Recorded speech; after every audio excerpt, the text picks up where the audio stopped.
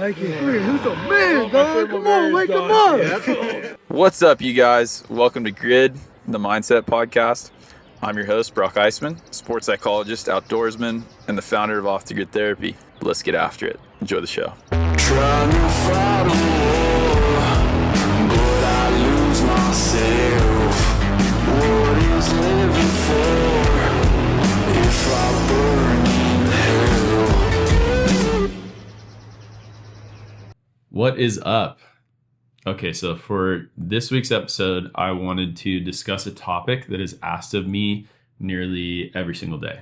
And what I do with my one-on-one clients, this question gets brought up all the time, and it's overthinking. So it's like, how do I stop overthinking, Brock? Brock, what is the way to take my thoughts and be able to have less of them? And to that, I was like, why don't I just make a short little podcast episode that you guys can tune in on and listen to?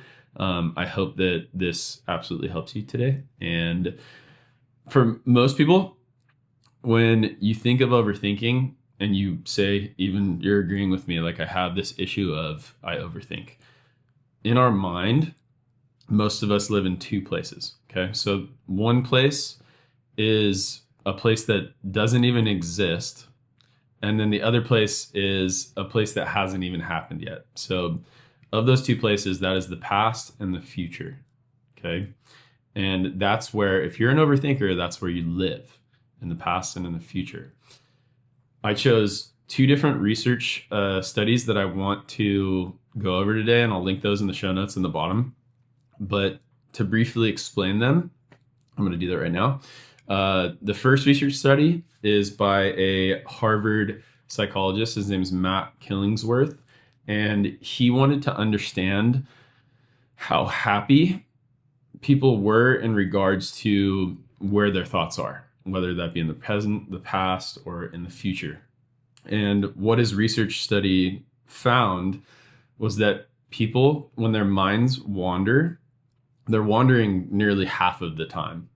And when they do, they tend to report being less happy, and they're engaged in the present than when they're engaged in the present moment. So basically, wandering thoughts take away from whatever is right in front of you. And while that seems pretty obvious, it seems pretty obvious to me, the takeaway isn't that thoughts are bad or that thoughts are negative. It's that living mentally somewhere other than right here, like right now in the present moment, it often comes with a cost. And with that cost, it affects our performance or our overall mood, and mainly one's ability to be in touch with like reality. And this is, excuse me, coming over a cold.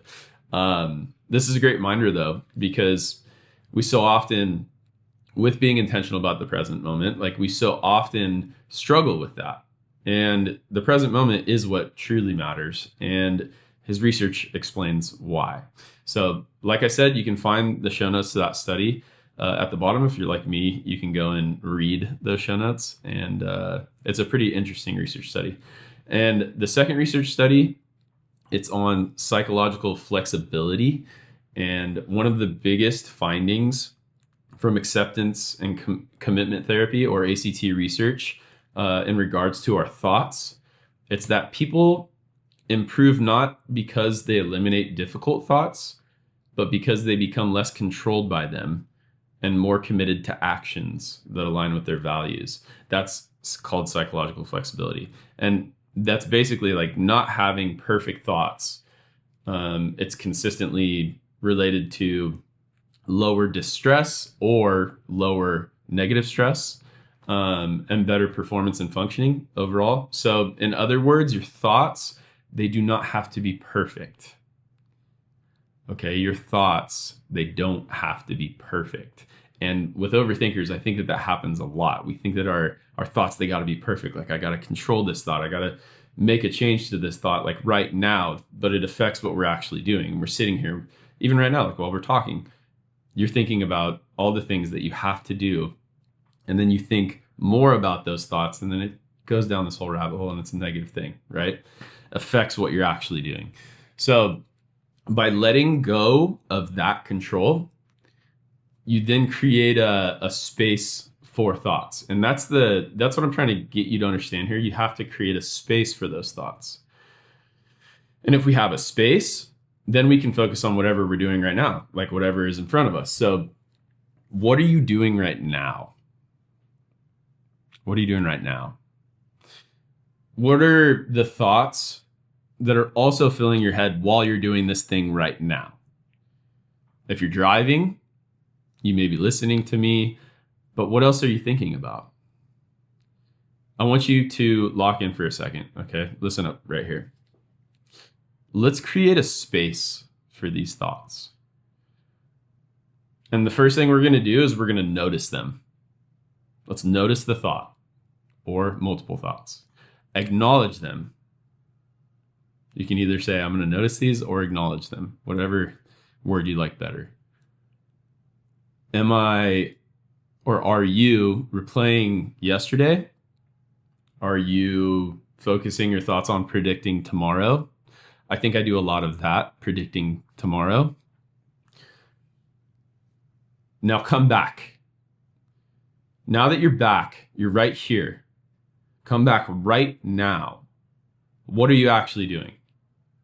And for those that were driving in the car, like, yes, you're driving a car. It's important to focus on driving in a car, but also I understand there's a lot of thoughts that go on while driving. So what are you doing? That's what I want you to think about and do it. If you're driving your car, do it. Just drive the car. Okay? Let your thoughts be in the passenger seat right next to you. Let them sit there. You don't need to change those thoughts. Just put them in the passenger seat. I am more focused on you not letting them drive. Okay? Imagine if your thoughts that you're thinking, let them drive. Like, no, that would be a bad thing.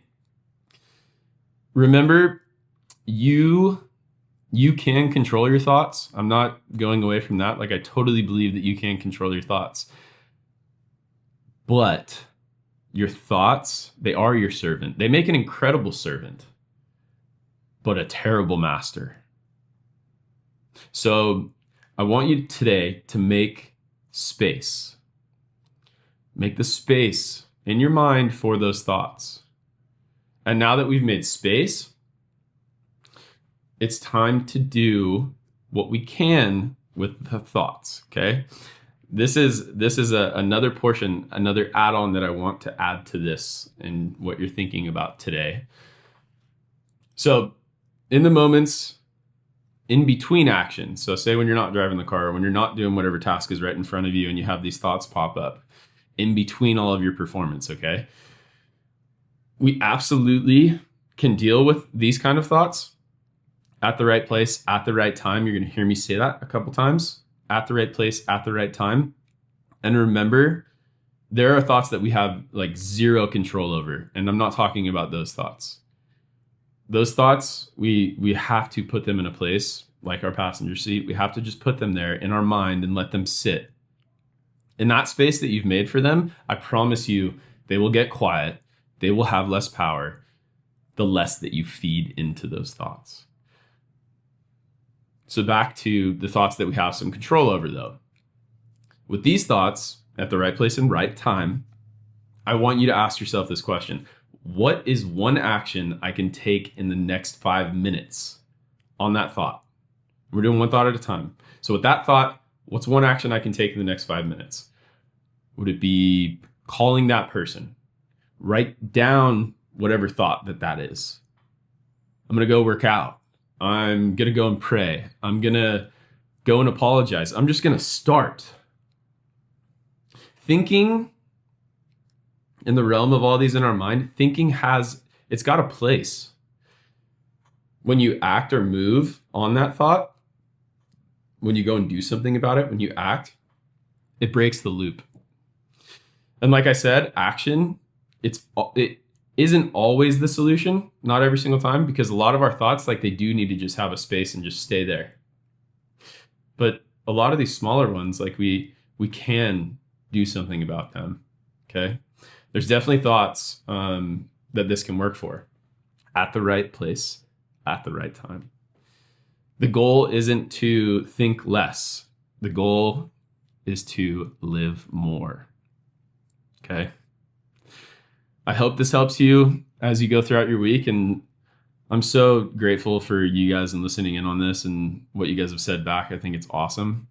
If you have any questions or want help with overthinking or your thoughts or anything to do with this topic, just shoot me an email.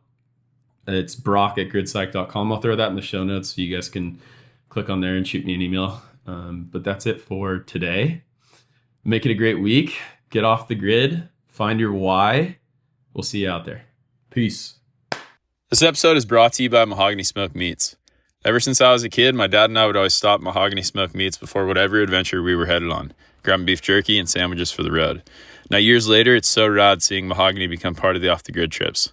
They've been family owned since 1922 out of Bishop, California, still doing things the old-fashioned way. You can genuinely taste the difference.